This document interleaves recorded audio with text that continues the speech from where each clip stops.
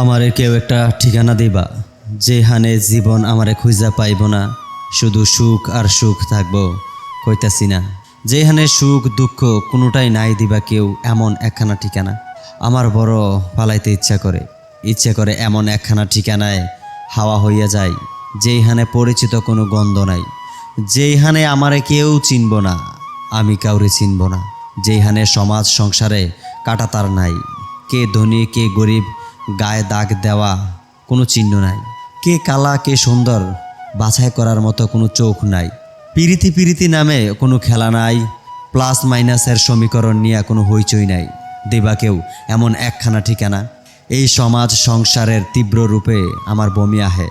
আমি খুব বিরক্ত গোলাপের প্রলোভন দেখিয়ে মানুষ নষ্ট করার সংসারে, যেইখানে উপরওয়ালা নিজ হাতে রং কইরা পুতুল বানাইছে, পুতুল হইয়া সেই পুতুল রং লইয়া মস্করা করে, হাসি ঠাট্টা করে, বেকারত্বের অসহায়ত্ব নিয়ে কী সব বিশ্রী মজা লুটে, মূর্খ শিক্ষিত সার্টিফিকেটে পুতুলরা মন গড়া জঘন্যভাবে বিচার কইরা দেয়।